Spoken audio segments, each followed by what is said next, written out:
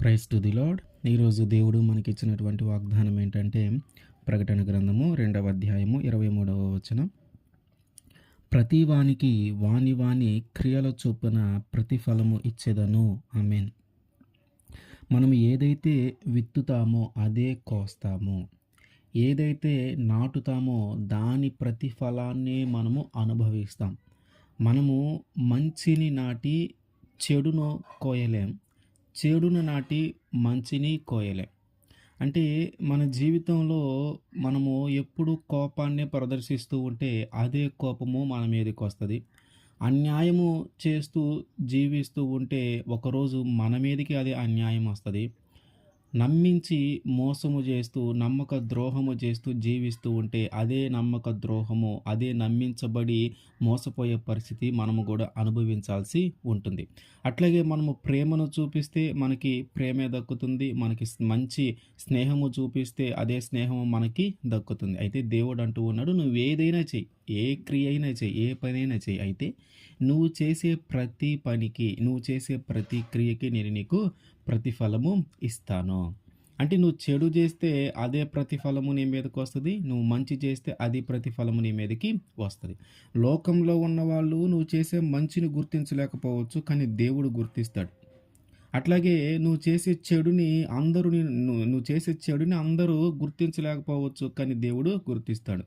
నీ హృదయంలో చేసిన పాపమైనా, బయట జరిగించే పాపమైనా, నీ హృదయంలో ఉన్న ప్రేమైనా, బయట చూపించే ప్రేమైనా ఏదైనా సరే, రెండు కూడా దేవుడు చూస్తూ ఉంటాడు. రెండు కూడా దేవుడు గమనిస్తూ ఉంటాడు. చుట్టుపక్కల ఉన్న వాళ్ళకి అర్థం కాకపోవచ్చు నువ్వెంత మంచివాడివి, నువ్వెంత చెడ్డవాడివని, కానీ దేవుడికి తెలుసు. మనం అనుకుంటూ ఉన్నాం దేవుడికి ఎట్లా తెలుస్తుందిలే అని, కానీ ఆయన హృదయాంతరంగములను ఎరిగినవాడు. అట్లాగే మన మార్గములన్నిటినీ ఆయన కన్నులారా చూస్తూ ఉంటాడు. ఇర్మియా గ్రంథము 32వ అధ్యాయము 19వ వచనం. ఆలోచన విషయములలో నీవే గొప్పవాడవు, క్రియలు జరిగించు విషయములలో శక్తి సంపన్నుడవు. వారి ప్రవర్తనను బట్టి, వారి క్రియా ఫలములను బట్టి అందరికీ ప్రతిఫలమిచ్చుటకై నరపుత్రుల మార్గములన్నిటినీ నీవు కన్నులారా చూచుచున్నావు. ఏం జరుగుతుందంటే ఆయన మన మార్గములన్నిటినీ కన్నులారా చూస్తూ ఉన్నాడు. మనం ఎటువైపు వెళ్తూ ఉన్నాం, ఏం చేస్తూ ఉన్నాం, ఏం పనులు చేస్తూ ఉన్నాం, ఏం క్రియలు చేస్తూ ఉన్నాం, ఎలాంటి వారితో మనము ఉంటూ ఉన్నాం, ఎలాంటి వారితో స్నేహం చేస్తూ ఉన్నాం, మనము రోజువారీ జీవితంలో అసలు మనం ఏం చేస్తూ ఉన్నాం అనేది అంతా కూడా ఆయన చూస్తూనే ఉన్నాడు. మరి ఆయన చూస్తూ ఉన్నప్పుడు మన ప్రవర్తన ఎట్లా ఉండాలి, మన క్రియలు ఎట్లా ఉండాలి? యెహెజ్కేలు గ్రంథము 18వ అధ్యాయము 30వ వచనం. కాబట్టి ఇజ్రాయేలీయులారా, ఎవని ప్రవర్తనను బట్టి వానికి శిక్ష విధింతును, మనస్సు త్రిప్పుకొని మీ ఆక్రమములు మీకు శిక్షా కారణములు కాకుండానట్లు వాటన్నిటినీ విడిచిపెట్టాలి. ఏ అయితే అతిక్రమములు ఉన్నాయో, ఏ అయితే దేవునికి ఇష్టం లేనివి ఉన్నాయో, ఏదైతే మనము పాపంలో పడవేసే ఉన్నాయో, ఏ అయితే మనకి మీదకి శిక్షలు తీసుకొని వచ్చే ఉన్నాయో అవన్నిటినంట వదిలిపెట్టి ఉండాలి. వాటన్నిటికీ దూరంగా ఉండాలి.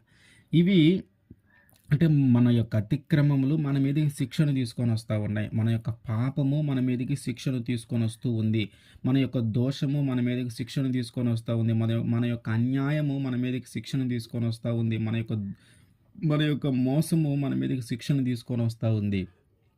అంటే దేవునికి వ్యతిరేకంగా చేసే ప్రతి పని కూడా మన మీదకి శిక్షను తీసుకొని వస్తూ ఉంది. మనం అనుకుంటూ ఉంటాం ఎప్పుడు లేవు దేవుడు మనల్ని శిక్షించేది అని.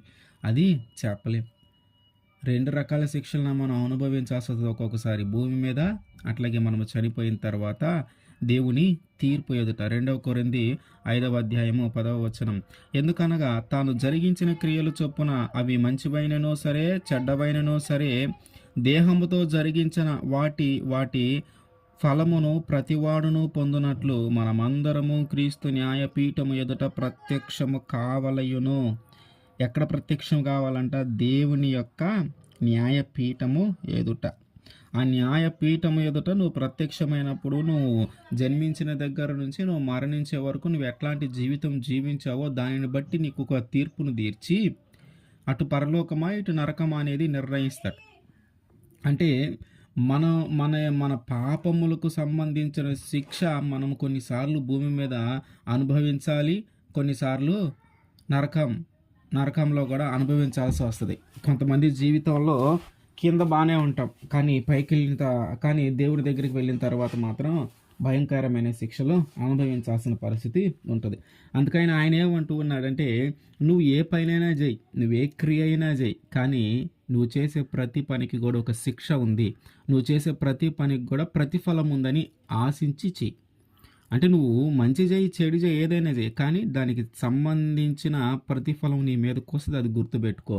ఎందుకంటే నీ మార్గాలన్నింటినీ నేను కళ్ళారా చూస్తూ ఉన్నాను. కాబట్టి ఒకవేళ నీ మార్గము చెడ్డదైతే, నువ్వు వెళ్ళే మార్గము చెడ్డదైతే, ఇప్పటికైనా నీ మనసును మార్చుకొని నీ మీదకి ఆ శిక్ష రాకుండా నిన్ను నువ్వు కాపాడుకో అని ఆయన మనతో మాట్లాడుతూ ఉన్నాడు. ఆమేన్.